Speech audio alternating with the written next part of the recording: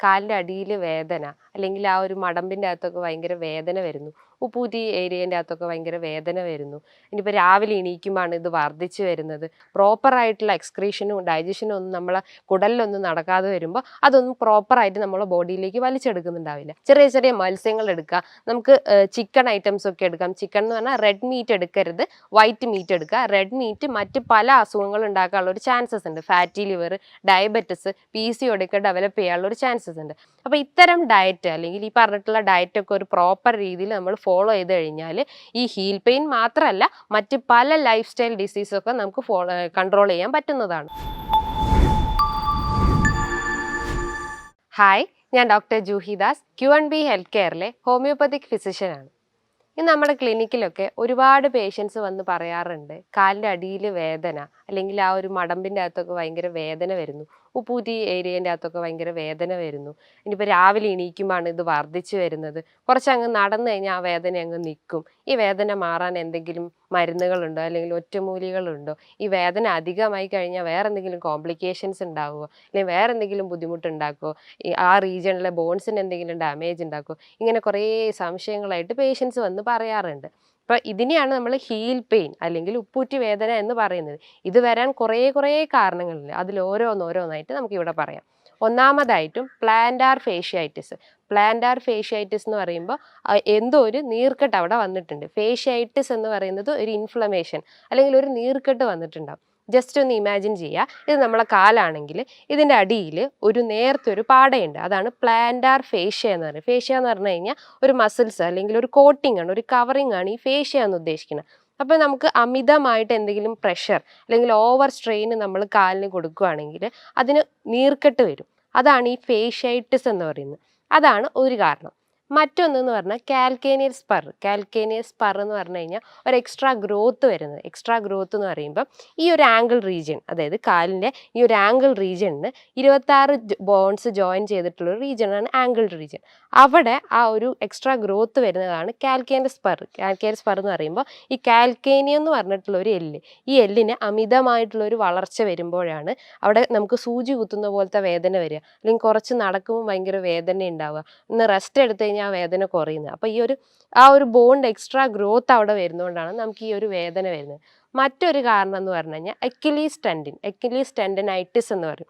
എക്കിലീസ് tendonitis എന്ന് പറഞ്ഞു കഴിഞ്ഞാൽ നമ്മുടെ കാലിൻ്റെ ഈ ഒരു പോർഷൻ, അതായത് ഈ ഒരു ഭാഗത്താണെങ്കിൽ ഈ കാലിനെയും നമ്മളെ കാഫ് മസിൽസിനെയും കണക്ട് ചെയ്യുന്ന ഒരു ടെൻഡനാണ് ഈ എക്കിലീസ് ടെൻഡൻ എന്ന് പറഞ്ഞാൽ. അതായത് ഒരു നേർത്ത പാട പോലത്തെ ഒരു സാധനം. ഇതിന് എന്തെങ്കിലും നീർക്കെട്ട് വരിക അല്ലെങ്കിൽ ഓവർ പ്രഷർ ഉണ്ടാവുക അല്ലെങ്കിൽ വേറെ എന്തെങ്കിലും ഡാമേജ് വരുമ്പോൾ അവിടെ നീർക്കെട്ട് ഉണ്ടാകുമ്പോൾ അപ്പോൾ ആ ഒരു റീജിയണിൽ പിന്നെയും കൂടുതൽ പ്രഷർ അപ്ലൈ ചെയ്യുമ്പോൾ അല്ലെങ്കിൽ പ്രഷർ ഉണ്ടാകുമ്പോഴാണ് നമുക്ക് ഹീൽ പെയിൻ അല്ലെങ്കിൽ ഉപ്പൂറ്റി വേദന ഉണ്ടാകുന്നത്. അതേപോലെ തന്നെ ഒരു പ്രധാനപ്പെട്ട കാരണമാണ് tarsal tunnel syndrome. Tarsal tunnel syndrome എന്ന് പറഞ്ഞു കഴിഞ്ഞാൽ ടാർസൽ എന്ന് പറഞ്ഞാൽ ഒരു ബോണാണ്. ആ ഒരു റീജിയൻ്റെ അകത്ത് കുറേ നെർവ് ഫൈബേഴ്സ് ഉണ്ട്. നെർവ് ഫൈബേഴ്സിൻ്റെ അല്ലെങ്കിൽ ഞരമ്പുകളുടെ ഒരു പ്രധാന ഫംഗ്ഷൻ എന്ന് പറഞ്ഞു കഴിഞ്ഞാൽ ആ റീജിയൻസിലോട്ടുള്ള പേശികൾസ് മൂവ്മെൻറ്റ്സ് കൊടുക്കുന്നതാണ് നെർവ് ഫൈബേഴ്സ് ചെയ്യുന്നത്. അപ്പോൾ ഈ നെർവ് ഫൈബേഴ്സിന് എന്തെങ്കിലും കംപ്രഷൻ വരുമ്പോൾ അല്ലെങ്കിൽ അത് ഡാമേജ് ആവുന്നത് അല്ലെങ്കിൽ അത് അമർന്നു പോകുന്ന ഒരു സിറ്റുവേഷൻ വരുമ്പോഴാണ് നമുക്ക് അവിടെ തരിപ്പും അല്ലെങ്കിൽ വേദനയൊക്കെ ആയിട്ട് ഡെവലപ്പ് ചെയ്യുന്നത്. അപ്പോൾ ഈ ടാർസൽ ടണൽ ഉദ്ദേശിക്കുന്നത്, ടാർസൽ എന്ന് പറഞ്ഞാൽ ആ ബോൺസിൻ്റെ റീജിയനിലോട്ട് സപ്ലൈ ചെയ്യുന്ന നെർവ് ഫൈബേഴ്സിന് എന്തെങ്കിലും കംപ്രഷൻ വരിക അല്ലെങ്കിൽ ഞരമ്പുകൾക്ക് എന്തെങ്കിലും ഒരു തരിപ്പോ അല്ലെങ്കിൽ ഒരു തടിപ്പോ ഒക്കെ വരുമ്പോഴാണ് ആ റീജിയനിൽ വേദന ഉണ്ടാകുന്നത്. അതാണ് ഒരു കാരണം. മറ്റ് പ്രധാനപ്പെട്ട കാരണം എന്ന് പറഞ്ഞാൽ നമ്മൾ കൂടുതലായിട്ട് നിൽക്കുകയാണെങ്കിൽ, അതായത് കുറേ നേരം നിൽക്കുന്ന ആളുകളുണ്ടോ, ഈ ടീച്ചേഴ്സും പോലീസ്മാന് അല്ലെങ്കിൽ ഡോക്ടേഴ്സ് ഒക്കെ ഇവർ കുറേ നേരം നിൽക്കുന്ന ആളുകളായിരിക്കും. അപ്പോൾ നമുക്ക് ഓവർ ബോഡി വെയിറ്റ് ഉള്ള ആളുകളാണെങ്കിൽ കാലിലേക്ക് കൂടുതൽ പ്രഷർ വരും. അങ്ങനെ ഒരു കാരണം കൊണ്ടാണ് ഈ ഒരു ഹീൽ പെയിൻ വരുന്നത്. മറ്റൊരു കാരണം എന്ന് പറഞ്ഞു കഴിഞ്ഞാൽ ഈ ഒരു കാലിൻ്റെ ഈ ഒരു ആർച്ച്, നോർമലി ഒരു ആർച്ച് ഉണ്ടാവും എല്ലാവർക്കും. ആ ഒരു ആർച്ച് ചിലർക്ക് ഫ്ലാറ്റ് ആയിട്ടുണ്ടാവും. ഈ ഒരു ആർച്ചിൻ്റെ സഹായത്തോടെയാണ് നമുക്ക് നടക്കാൻ പറ്റുന്നത്. ഈ ആർച്ച് ഉണ്ടെങ്കിലുള്ള നമുക്ക് ഓടാനും നടക്കാനും ഒക്കെ പറ്റുന്നത്. അപ്പോൾ ചിലർക്ക് ഈ ഒരു ആർച്ച് എന്ന് പറഞ്ഞു കഴിഞ്ഞാൽ ചിലർക്ക് ഫ്ലാറ്റ് ആയിട്ട് കിടക്കും. അപ്പോൾ അവർക്ക് മൂവ്മെൻറ്റ്സ് ഫാസ്റ്റ് ആവില്ല, അവർ കുറച്ചുകൂടി സ്ട്രെയിൻ ചെയ്ത് നടക്കേണ്ട ആവശ്യം വരുന്നുണ്ട്. അപ്പോൾ ആ ഒരു ഫ്ലാറ്റ് ആയിട്ടുള്ള ആർച്ച് ആണെങ്കിൽ, ഫ്ലാറ്റ് ആയിട്ടുള്ള ഫൂട്ടാണെങ്കിൽ ഈ ഒരു ഹീൽ പെയിൻ ഡെവലപ്പ് ചെയ്യാനുള്ള ഒരു ചാൻസ് ഉണ്ട്. മറ്റൊരു പ്രധാനപ്പെട്ട കാരണം എന്ന് പറഞ്ഞാൽ എന്തെങ്കിലും ന്യൂട്രീഷണൽ ഡെഫിഷ്യൻസി, നമ്മുടെ ബോഡിയിൽ calcium, vitamin D, vitamin C ഒക്കെ കുറഞ്ഞു കഴിഞ്ഞാൽ പ്രോപ്പറായിട്ട് ആയിട്ടുള്ള അബ്സോർപ്ഷൻ നമ്മളെ ബോഡിയിൽ നടക്കുന്നില്ല, പ്രോപ്പറായിട്ടുള്ള എക്സ്ക്രീഷനും ഡൈജഷനും ഒന്നും നമ്മളെ കുടലിലൊന്നും നടക്കാതെ വരുമ്പോൾ അതൊന്നും പ്രോപ്പറായിട്ട് നമ്മളെ ബോഡിയിലേക്ക് വലിച്ചെടുക്കുന്നുണ്ടാവില്ല. അങ്ങനെയും ഈ ഒരു ഹീൽ പെയിൻ ഡെവലപ്പ് ചെയ്യാനുള്ള ഒരു ചാൻസ് ഉണ്ട്. അതേപോലെ തന്നെയാണ് നമ്മളെ ശരീരം ഉൽപ്പാദിപ്പിക്കുന്ന ഒരു വേസ്റ്റ് പ്രൊഡക്റ്റാണ് യൂറിക് ആസിഡ്. ഈ യൂറിക് ആസിഡിൻ്റെ അളവ് കൂടിക്കഴിഞ്ഞ് കഴിഞ്ഞാലും നമ്മളെ ബോഡിയിൽ അല്ലെങ്കിൽ ഈ ഒരു റീജിയണിൽ, ഹീൽ റീജിയണിൽ പെയിൻ വരാനുള്ള ഒരു ചാൻസ് ഉണ്ട്. യൂറിക് ആസിഡ് എന്ന് പറഞ്ഞാൽ ഒരു പ്രോട്ടീൻ മെറ്റബോളിസത്തിൻ്റെ ഒരു വേസ്റ്റ് പ്രൊഡക്റ്റാണ്. അത് യൂഷ്വലി കിഡ്നി വഴി പുറന്തള്ളപ്പെടുന്നതാണ്. അത് കിഡ്നി വഴി പുറന്തള്ളപ്പെടാതെ നമ്മളെ ബ്ലഡിൽ തന്നെ അലിഞ്ഞു ചേരുകയാണെങ്കിൽ ഈ യൂറിക് ആസിഡ് കൂടിക്കഴിഞ്ഞ് കഴിഞ്ഞാൽ ഗൗട്ടി ആർത്രൈറ്റിസ് ഒക്കെ ഡെവലപ്പ് ചെയ്യാനുള്ള ചാൻസ് ഉണ്ട്. ഗൗട്ടി ആർത്രൈറ്റിസ് എന്ന് പറയുമ്പോൾ നമ്മളെ തള്ളവിരലിൽ എസ്പെഷ്യലി ചെറിയ ചെറിയ ജോയിൻസിലൊക്കെ ഒരു സ്വെല്ലിങ് പോലെയോ അല്ലെങ്കിൽ ഒരു നീർക്കെട്ട് പോലെയോ അല്ലെങ്കിൽ ഒരു വേദന പോലെയോ ഒക്കെ ഡെവലപ്പ് ചെയ്യാം. അതാണ് ഈ ഗൗട്ടി ആർത്രൈറ്റിസ്. അപ്പോൾ ഈ ഗൗട്ടി ആർത്രൈറ്റിസ് വരാനുള്ള കാരണം യൂറിക് ആസിഡ് ആണ്. ഈ യൂറിക് ആസിഡ് കൂടിക്കഴിഞ്ഞ് കഴിഞ്ഞാൽ നമ്മുടെ ബോഡിയിൽ ഹീൽ പെയിൻ വരും അല്ലെങ്കിൽ ഉപ്പൂറ്റി വേദന വരാനുള്ള ഒരു ചാൻസ് ഉണ്ട്. മറ്റ് പ്രധാനപ്പെട്ട കാരണം എന്ന് പറഞ്ഞു കഴിഞ്ഞാൽ ഈ ആർത്തറൈറ്റിസ് പോലെ തന്നെ മറ്റ് വാദസംബന്ധമായ രോഗങ്ങളാണ് റുമാറ്റോയ്ഡ് ആർത്തറൈറ്റിസ്, ഓസ്റ്റിയോ ആർത്തറൈറ്റിസ്. അതേപോലെ സന്ധിവാത രോഗങ്ങളൊക്കെ ഉണ്ടെങ്കിലും ഈ ഹീൽ പെയിൻ ഡെവലപ്പ് ചെയ്യാനുള്ള ഒരു ചാൻസ് ഉണ്ട്. അതേപോലെ തന്നെ ഒരു പ്രധാനപ്പെട്ട കാരണമാണ് നമ്മൾ ചപ്പൽസ് ഒക്കെ, അതായത് സോഫ്റ്റ് ചപ്പൽസിന് പകരം ഹാർഡ് ചപ്പൽസ് അല്ലെങ്കിൽ ഹാർഡ് ഷൂസ് ഒക്കെ യൂസ് ചെയ്യുകയാണെങ്കിൽ കാലിൻ്റെ ഒരു പ്ലാന്റാർ റീജൻസിലൊക്കെ ഭയങ്കര പ്രഷർ വരും. അപ്പോൾ ആ മസിൽസും അല്ലെങ്കിൽ ആ ഒരു ബോൺസ് ഒക്കെ ഭയങ്കര സ്റ്റിഫായിരിക്കുന്ന പോലെ തോന്നും. അപ്പോൾ നമ്മൾ കൂടുതലായിട്ട് സ്ട്രെയിൻ ചെയ്യണം നടക്കാൻ വേണ്ടിയിട്ട്. അങ്ങനെ ഹാർഡ് ചപ്പൽസ് ഒക്കെ യൂസ് ചെയ്യുന്നവർക്കും ഈ ഒരു ഹീൽ പെയിൻ ഡെവലപ്പ് ചെയ്യാനുള്ള ഒരു ചാൻസസ് ഉണ്ട്. ഈ ഒരു ഹീൽ പെയിൻ ഉണ്ടായി കഴിഞ്ഞ് കഴിഞ്ഞാൽ നമുക്ക് ഡയറ്റ്, അതായത് നമ്മളെ ന്യൂട്രീഷൻസ് ഒക്കെ പ്രോപ്പറായിട്ട് ബോഡിയിൽ അബ്സോർബ് ചെയ്യുന്ന രീതിയിൽ ഒരു പ്രോപ്പർ ഡയറ്റ് ഒക്കെ മെയിൻറ്റെയിൻ ചെയ്ത് കഴിഞ്ഞാൽ ഈ വേദന നമുക്ക് കുറയ്ക്കാൻ പറ്റും. അതിന് ഒരുപാട് അല്ലാത്ത എക്സസൈസ് നമുക്ക് ഫോളോ ചെയ്യാൻ പറ്റുന്നതാണ്. പ്രധാനമായിട്ടുള്ള ഒരു എക്സസൈസാണ് നമ്മൾ ഒരു ബേസിൻ്റെ അകത്ത് കുറച്ച് ചൂടുവെള്ളം എടുക്കുക, മറ്റൊരു ബേസിനിൽ കുറച്ച് തണുത്ത വെള്ളം എടുക്കുക. എന്നിട്ട് ഒരു ബേസിൻ്റെ അകത്തേക്ക് ഏത് കാലിലാണോ നമുക്ക് വേദനയുള്ളത് ആ ഒരു ബേസിനിലോട്ട് ഈ കാല് ഇറക്കി വെക്കുക. ചൂടുവെള്ളത്തിൽ ആദ്യം ഒരു 5 മിനിറ്റ് വെക്കുക, അത് കഴിഞ്ഞ് തണുത്ത വെള്ളത്തിൽ അടുത്ത വേദനയുള്ള കാലം ഇറക്കി വെക്കുക. ഇങ്ങനെ ഒരു 10 മിനിറ്റ്സ് കണ്ടിന്യൂസ് ആയിട്ട് ചെയ്തുകൊണ്ടിരുന്നു കഴിഞ്ഞാൽ ആ ഒരു വേദനയ്ക്ക് ഒരു താൽക്കാലിക ശമനം ഉണ്ടാവും. ഇതാണ് ഒരു മെത്തേഡ്. രണ്ടാമത്തെ മെത്തേഡ് എന്ന് പറഞ്ഞു കഴിഞ്ഞാൽ നമ്മൾ ഒരു റബ്ബർ ബോൾ, ഒരു ബോൾ എടുത്തിട്ട് നമുക്ക് വേദനയുള്ള കാലിൻ്റെ അടിയിൽ വെച്ചിട്ട് ജസ്റ്റ് ഒന്ന് ഇങ്ങനെ മൂവ്മെൻറ്റ് കൊടുക്കുക. ഈ മൂവ്മെൻറ്റ്സ് കൊടുക്കുമ്പോൾ ആ റീജിയൻസിലെ ആ ഒരു മസിൽസ് ഒക്കെ കുറച്ചുകൂടി സ്റ്റിഫായിട്ടുള്ള, കുറച്ചുകൂടി റിലാക്സ് ആവും. അല്ലെങ്കിൽ ആ ഒരു നെർവ്സ് ഒക്കെ കുറച്ചുകൂടി വീക്ക് ആവുന്നതിന് പകരം കുറച്ചുകൂടി ആക്റ്റീവ് ആയിട്ടുള്ള സ്റ്റേജിലോട്ട് വരികയും ആ ഒരു പെയിൻ ഒക്കെ നമുക്ക് കുറയ്ക്കാൻ പറ്റും. അതേപോലെ തന്നെയാണ് നമ്മൾ ഉലുവ ഒരു ടീസ്പൂൺ അല്ലെങ്കിൽ ഒരു 1.5 ടീസ്പൂൺ ഉലുവ എടുത്തിട്ട് അത് വെള്ളത്തിലിട്ടിട്ട് നന്നായി വേവിക്കുക. എന്നിട്ട് ആ ഒരു വെള്ളം എടുത്തിട്ട് ആ വെള്ളത്തിൻ്റെ അകത്തേക്ക് നമ്മൾ കാല് ഇറക്കി വെക്കുക. ഈ വേദനയുള്ള കാലൊന്ന് ഇറക്കി വെക്കുക. ഇതൊരു 10 മിനിറ്റോ അല്ലെങ്കിൽ ഒരു 15 മിനിറ്റോ ചെയ്ത് കഴിഞ്ഞാൽ നമുക്ക് ഈ ഒരു വേദന കുറയ്ക്കാൻ പറ്റും. അതേപോലെ തന്നെയാണ് എരിക്കിൻ്റെ ഇല എന്ന് പറയും. കുറേ പേര് യൂസ് ചെയ്യും, കുറേ ആയുർവേദിക് ട്രീറ്റ്മെൻറ്റ്സിനൊക്കെ യൂസ് ചെയ്യുന്നതാണ് ഈ എരിക്കിൻ്റെ ഇല. എരിക്കിൻ്റെ ഇലേൻ്റെ അകത്തേക്ക് അതിൻ്റെ അകത്തേക്ക് കുറച്ച് ഒലിവ് ഓയിൽ മിക്സ് ചെയ്യുക. ഒലിവ് ഓയിൽ മിക്സ് ചെയ്തിട്ട് ജസ്റ്റ് ഒന്ന് ചൂടാക്കുന്ന രീതിയിലുള്ള ഓയിൽ ചൂടാക്കിയിട്ട് ഒലിവ് ഓയിൽ നന്നായി അതിൻ്റെ മുകളിലേക്ക് തേച്ച് കൊടുക്കുക. എന്നിട്ട് ആ ഒരു ഇല നമുക്ക് എവിടെയാണോ വേദന ഉള്ളെങ്കിൽ ഹീലിൻ്റെ ഏത് റീജിയനിലാണോ വേദന ഉള്ളത് അവിടെ ജസ്റ്റ് ഒന്ന് ഒരു 10 മിനിറ്റ് അല്ലെങ്കിൽ ഒരു 15 മിനിറ്റ് അപ്ലൈ ചെയ്ത് കൊടുക്കുക. അപ്പോൾ ആ ഒരു റീജിയൻസിലുള്ള ആ ഒരു മസിൽസൊക്കെ കുറച്ചുകൂടി ആക്റ്റീവ് ആവുകയും അല്ലെങ്കിൽ ആ ഒരു നീർക്കെട്ടൊക്കെ കുറയ്ക്കാൻ പറ്റും.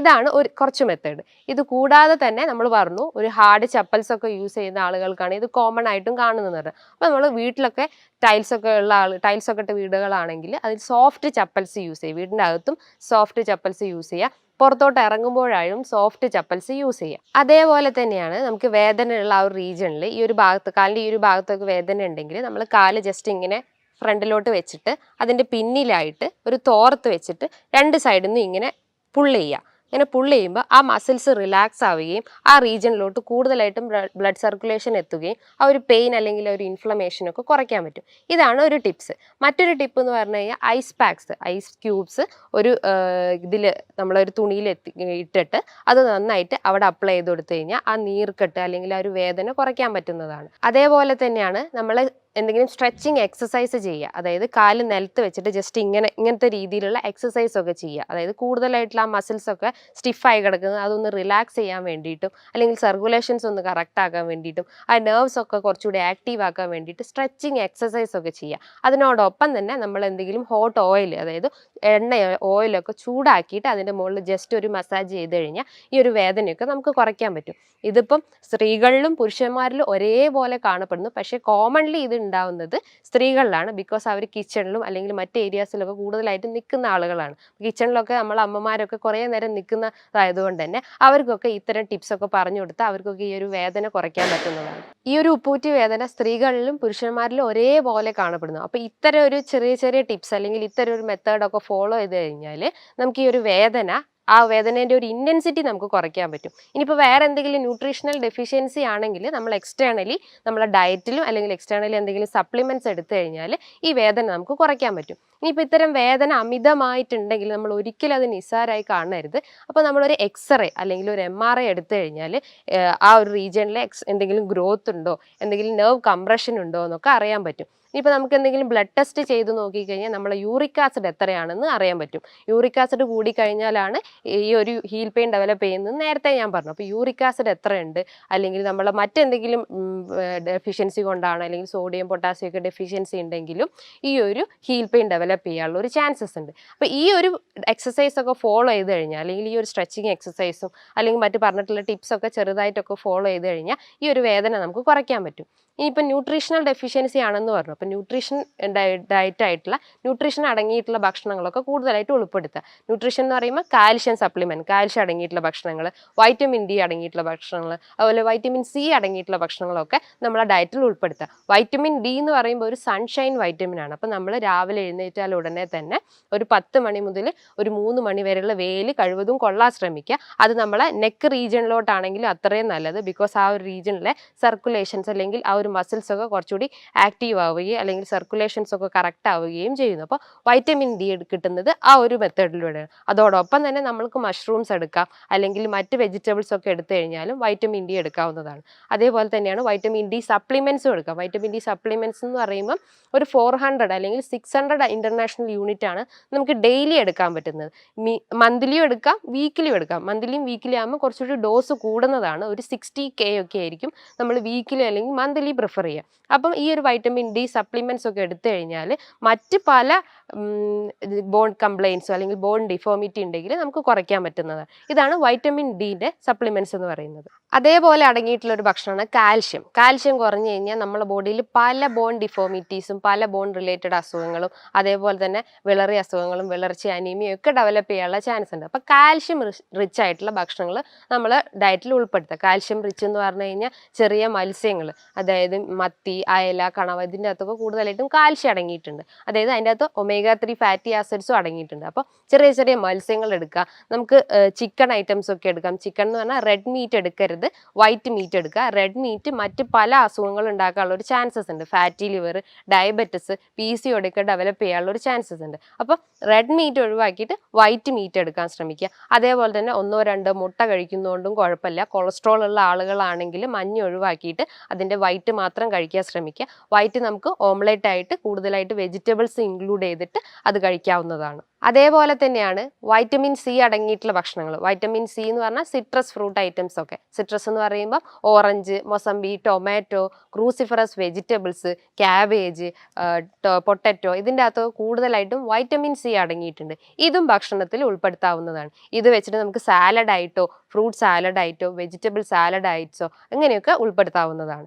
ഇനി ഈ 3 അതാണ് മെയിനായിട്ട് നമ്മൾ ഫോക്കസ് ചെയ്യേണ്ടത്. അതായത് vitamin C, vitamin D, calcium, ഇത് 3 നമ്മൾ ഡയറ്റിൽ ഫോക്കസ് ചെയ്യുക. ഇതോടൊപ്പം തന്നെ നമുക്ക് മറ്റുള്ള ഡയറ്റ്സും, അതായത് മറ്റുള്ള ന്യൂട്രിയൻസും ഒക്കെ എടുക്കാവുന്നതാണ്. നട്ട്സ് എടുക്കാം, മറ്റ് സീഡ് ഐറ്റംസ് എടുക്കാം. നട്ട്സ് എന്ന് പറയുമ്പോൾ ആൽമണ്ട്സ്, ബദാം, വാൽനട്ട്, ഇതൊക്കെയാണ് നട്ട്സിൽ വരുന്നത്. സീഡ്സ് എന്ന് പറയുമ്പോൾ ഫ്ലാക്സ് സീഡ്സ് എടുക്കാം. ഫ്ലാക്സ് സീഡ്സ് എന്ന് പറഞ്ഞാൽ നമുക്ക് വെയിറ്റ് ലോസിന് കുറയ്ക്കാൻ പറ്റും. അതായത് വെയിറ്റ് ലോസ് കുറയ്ക്കാം. വെയിറ്റ് ലോസിൻ്റെ ഒരു പ്രധാന ഒരു ഫാക്ടറാണ് ഫ്ലാക്സ് സീഡ്സ്. അപ്പോൾ ഫ്ലാക്സ് സീഡ്സ് തലേന്ന് വെള്ളത്തിൽ അലിയിച്ചിട്ട് പിറ്റേന്ന് രാവിലെ നമുക്ക് എടുത്ത് കഴിച്ച് കഴിഞ്ഞാൽ നമുക്ക് വെയിറ്റ് കുറയ്ക്കാനുള്ള ഒരു ടിപ്സാണ് ഫ്ലാക്സ് സീഡ്സ്. അതേപോലെ തന്നെയാണ് പംകിൻ സീഡ്സും. പംകിൻ സീഡ്സിൻ്റെ അകത്തും ആൻറ്റി ഓക്സിഡൻസ് ഉണ്ട്, ആൻറ്റി ഇൻഫ്ലമേറ്ററി പ്രോപ്പർട്ടി ഉണ്ട്. അത് നമ്മുടെ ബോഡിയിൽ നീർക്കെട്ടൊക്കെ കുറയ്ക്കാൻ പറ്റും. അപ്പോൾ പംകിൻ സീഡ്സ് ഒക്കെ എടുക്കുന്നതും നല്ലതാണ്. ഇതൊക്കെയാണ് നമ്മൾ ഡയറ്റിൽ ഉൾപ്പെടുത്തേണ്ടത്. ഇനി എന്തൊക്കെയാണ് നമ്മൾ ഒഴിവാക്കി നിർത്തേണ്ടത് എന്ന് പറയാം. അതായത് ഒഴിവാക്കുക എന്ന് പറഞ്ഞാൽ പൂർണ്ണമായിട്ടും ഇല്ല, നമ്മൾ ഓരോ സ്റ്റേജ് ആയിട്ട് അത് ഘട്ടം ഘട്ടമായിട്ട് നമ്മൾ ആ ഒരു ഡയറ്റ് ലൈഫിൽ നിന്ന് ഒഴിവാക്കി നിർത്തേണ്ടതെന്ന് പറഞ്ഞു കഴിഞ്ഞാൽ ഇന്നത്തെ ജനറേഷൻ പ്രധാനമായിട്ടും ഉപയോഗിക്കുന്നതാണ് സോഫ്റ്റ് ഡ്രിങ്ക്സ് അല്ലെങ്കിൽ കാർബണേറ്റഡ് ഡ്രിങ്ക്സ് ഒക്കെ കൂടുതലായിട്ട് യൂസ് ചെയ്യുന്ന ആളുകളായിരിക്കും. അപ്പോൾ ഈ സോഫ്റ്റ് ഡ്രിങ്ക്സ് ഒക്കെ ഒഴിവാക്കിയിട്ട് തിളപ്പിച്ചാറിയ വെള്ളം മാത്രം കുടിക്കുക. അതിൻ്റെ അകത്ത് കുറച്ച് ജീരകം ഇട്ടിട്ടോ അല്ലെങ്കിൽ ലെമണൊക്കെ ആഡ് ചെയ്തിട്ടൊക്കെ നമുക്ക് വെള്ളം കുടിക്കാവുന്നതാണ്. ഇത് വെയിറ്റ് ലോസിനും മറ്റ് പല അസുഖങ്ങൾക്കും നമുക്ക് കൺട്രോൾ ചെയ്യാൻ പറ്റുന്നതാണ്. അതേപോലെ ഒഴിവാക്കേണ്ടതാണ് ആൽക്കഹോളും സ്മോക്കിങ്ങും. എല്ലാ അസുഖത്തിനും എല്ലാ ഡോക്ടേഴ്സും പറയുന്നതാണ് ഈ ആൽക്കഹോളും സ്മോക്കിങ്ങും ഒഴിവാക്കി കഴിഞ്ഞ് കഴിഞ്ഞാൽ ഒരുവിധം എല്ലാ അസുഖങ്ങളും നമുക്കൊരു 60% കൺട്രോൾ ചെയ്യാൻ പറ്റുന്നതാണ്. അപ്പോൾ ഈ ഒരു ആൽക്കഹോളും സ്മോക്കിങ്ങും ഒഴിവാക്കുക. അതേപോലെ തന്നെ അന്നജം അടങ്ങിയിട്ടുള്ള ഭക്ഷണങ്ങൾ, ഹൈ കലോറി അടങ്ങിയിട്ടുള്ള ഭക്ഷണങ്ങൾ ഒഴിവാക്കുക. അതേപോലെ ഹൈ ഫാറ്റ് അടങ്ങിയിട്ടുള്ള ഭക്ഷണങ്ങൾ അത് ഒഴിവാക്കുക. കാർബോഹൈഡ്രേറ്റ്, പ്രോട്ടീൻ, ഫാറ്റ് ഇതൊക്കെ ഒരു പ്രോപ്പർ രീതിയിൽ ഒരു ബാലൻസ് ഡയറ്റ് മെയിൻറ്റെയിൻ ചെയ്യാൻ ശ്രമിക്കുക. അതേപോലെ തന്നെയാണ് നമ്മൾ റെഡ് മീറ്റ് നേരത്തെ ഞാൻ പറഞ്ഞു, പോർക്ക്, ബീഫ്, മട്ടൺ ഉണ്ടെങ്കിൽ അത് ഒഴിവാക്കാൻ ശ്രമിക്കുക. അത് നമ്മുടെ ബോഡിയിൽ കൂടുതൽ ഇൻഫ്ലമേഷൻ അല്ലെങ്കിൽ നീർക്കെട്ടൊക്കെ ഉണ്ടാക്കാനുള്ള ഒരു ചാൻസ് ഉണ്ട്. അതേപോലെ ഒഴിവാക്കേണ്ടതാണ് ചായയും കാപ്പിയും. ചായൻ്റെ അകത്ത് കൂടുതലായിട്ടും കഫീനും ഒക്കെ അടങ്ങിയിട്ടുള്ളത് തന്നെ ചായയും കാപ്പിയും ഒക്കെ കൂടുതലായിട്ട് ഒഴിവാക്കാൻ ശ്രമിക്കുക. പറയുമ്പോൾ അതിനനുസരിച്ച് നമ്മൾ നന്നായിട്ട് വെള്ളം കുടിക്കാൻ ശ്രമിക്കുക. നമ്മളെ ബോഡി അത്രയും ഡീഹൈഡ്രേഷനിൽ നിന്ന് ഹൈഡ്രേറ്റ് ചെയ്യാൻ ശ്രമിക്കുക. നമ്മൾ ആ ഒരു സിക്ക് ഫീലിംഗ് നിന്ന് ഒരു ഹെൽത്തി ഫീലിംഗിലേക്ക് കൊണ്ടുവരാൻ ശ്രമിക്കുക. അപ്പോൾ ഇത്തരം ഡയറ്റ് അല്ലെങ്കിൽ ഈ പറഞ്ഞിട്ടുള്ള ഡയറ്റൊക്കെ ഒരു പ്രോപ്പർ രീതിയിൽ നമ്മൾ ഫോളോ ചെയ്ത് കഴിഞ്ഞാൽ ഈ ഹീൽ പെയിൻ മാത്രമല്ല മറ്റ് പല ലൈഫ് സ്റ്റൈൽ ഡിസീസൊക്കെ നമുക്ക് കൺട്രോൾ ചെയ്യാൻ പറ്റുന്നതാണ്. ഇത്തരം രീതിയിലുള്ള ഒരു പ്രോപ്പർ ഡയറ്റ് അല്ലെങ്കിൽ പ്രോപ്പർ സ്ട്രെച്ചിങ് എക്സസൈസ് ഒക്കെ ഫോളോ ചെയ്ത് കഴിഞ്ഞാൽ നമുക്ക് ഈ ഒരു ഹീൽ പെയിൻ അല്ലെങ്കിൽ ഒരു ഉപ്പൂറ്റി വേദന നമുക്ക് കുറയ്ക്കാൻ പറ്റുന്നതാണ്. ഇനി ഇതുമായി ബന്ധപ്പെട്ട് പല സംശയങ്ങളും നിങ്ങൾക്ക് ഉണ്ടാവാം. അങ്ങനെ എന്തെങ്കിലും സംശയങ്ങൾ ഉണ്ടെങ്കിൽ താഴെ കാണുന്ന നമ്പറിൽ നിങ്ങൾക്ക് കോൺടാക്ട് ചെയ്യാവുന്നതാണ്. ഇനിയും മറ്റൊരു വീഡിയോയുമായി വീണ്ടും കാണാം. Thank you.